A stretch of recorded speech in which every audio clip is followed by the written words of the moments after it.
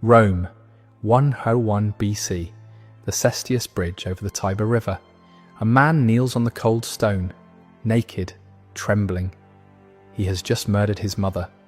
The executioners drag forward a leather sack, but it is not empty. Inside, writhing against each other, are a dog, a rooster, a monkey, and a viper, all alive. They beat the condemned man with blood-red rods until his back is a canvas of torn flesh. Then they force him into the sack with the animals. They sew it shut while he screams. The dog tears at his skin. The monkey claws at his eyes. The snake strikes again and again, injecting venom into his convulsing body. And while he drowns in agony, they hurl the sack into the river. Cicero himself explained the logic behind this punishment. Let him be denied sky, sun, water, and earth. Let he who killed the one who gave him life be deprived of all those things from which life itself derives. Each animal was chosen for its symbolism. The dog represented shamelessness, the rooster, arrogance, the monkey, malice, and the viper, the venomous hatred he harboured toward his own blood. His body would never be buried. His soul would never find peace. This was called poena culae, the punishment of the sack. And this is not fiction. It appears in the 12 Tables, Rome's oldest legal code, dating back to 450 BC. But the sack was only the beginning. Rome perfected 12 methods of torture designed to destroy the body, the spirit, and sometimes even the memory of its victims. Not the gladiators, not the beasts of the Colosseum. You already know those stories. Today you will witness what Rome did outside the arena. The punishments reserved for traitors, deserters, parricides, and impure vestals. What your history teacher never mentioned. What Hollywood would never dare show. I am crown and dagger. And here there is no censorship. Only the truth Rome wanted you to forget. If you want history without filters, hit like and subscribe now. Because what comes next makes the Colosseum look like a children's show, and this raises a question. Why did Rome invent such elaborate punishments? Because simple death was never enough. Every torture was designed to send a specific message. The crime determined the punishment, and the punishment had to be unforgettable. The philosopher Seneca understood this after witnessing executions firsthand. He wrote, "I come home more greedy, more cruel, more inhuman, because I have been among humans." This was not justice. This was propaganda written in human flesh. Let us begin with how Rome executed those who betrayed her. From the top of a cliff in the very heart of the city, where the screams of the falling could be heard by senators and citizens alike, the Tarpeian Rock stood on the southern summit of the Capitoline Hill, rising approximately 80 feet above the rocks below. It overlooked the Roman Forum, the beating heart of civic life, where senators debated and citizens gathered. For Romans, there was no more symbolic place to die. The rock was named after Tarpeia, a young woman who allegedly betrayed Rome to the Sabines during the city's earliest days. She agreed to open the gates in exchange for what the soldiers wore on their arms, meaning their golden bracelets. Instead, they crushed her beneath their shields, teaching Rome its first lesson about the price of treachery.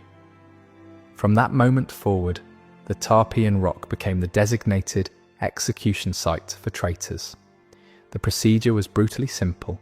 The condemned would be led to the cliff's edge, while crowds gathered below to watch.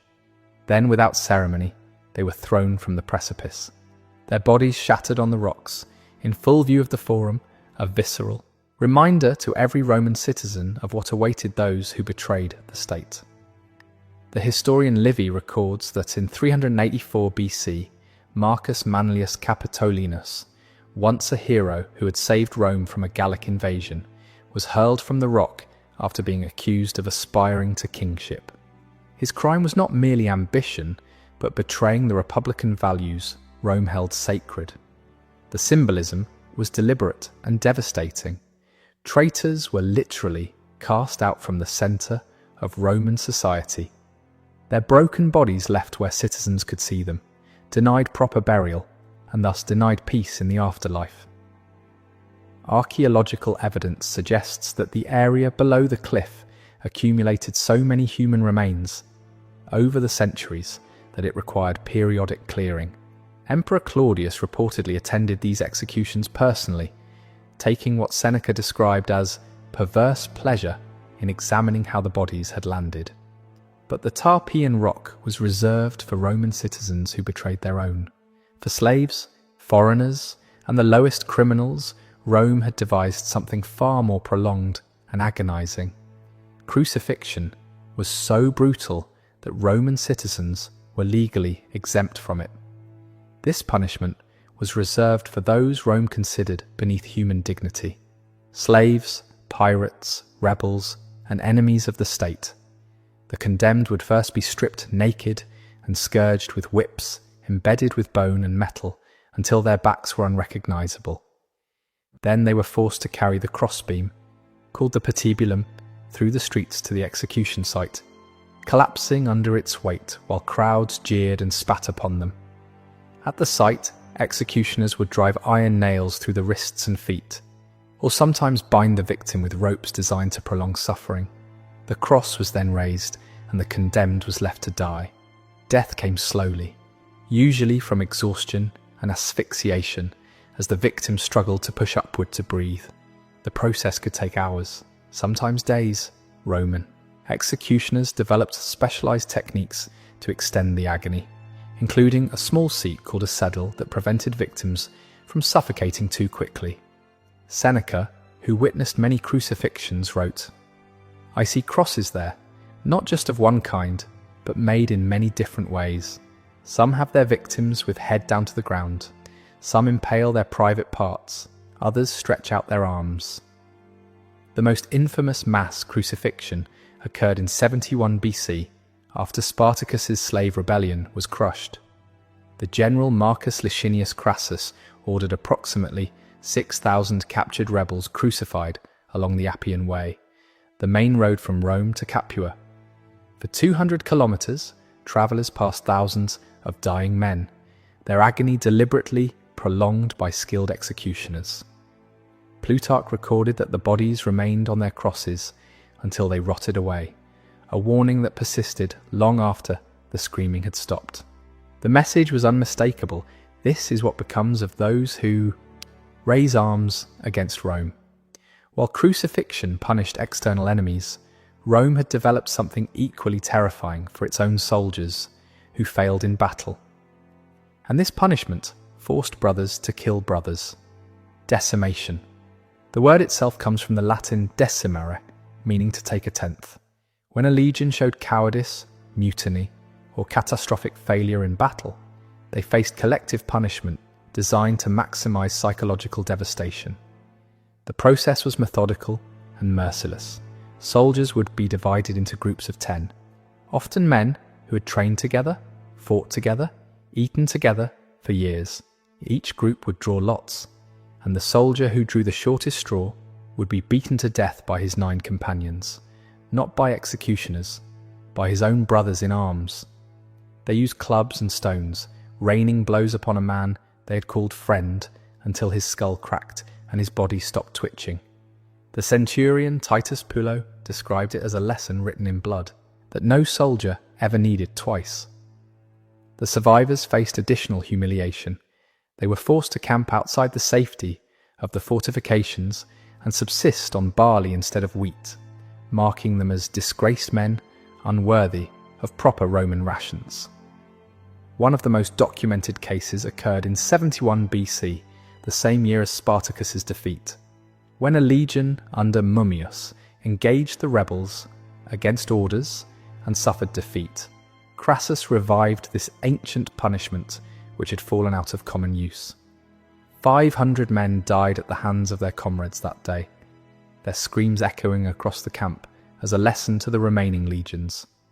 The military writer Frontinus noted that units which had been decimated often became Rome's fiercest fighters in subsequent battles, desperate to redeem themselves and eliminate the stigma of their punishment.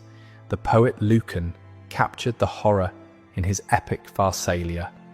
Chance became the arbiter of doom, and on the hazard of the lot depended death. The psychological impact was so severe that some soldiers reportedly chose to end their own lives rather than participate in killing their comrades. Others formed blood bonds, pledging not to survive if one of their group drew the fatal lot. Desperate attempts to preserve their humanity within an inherently dehumanizing system.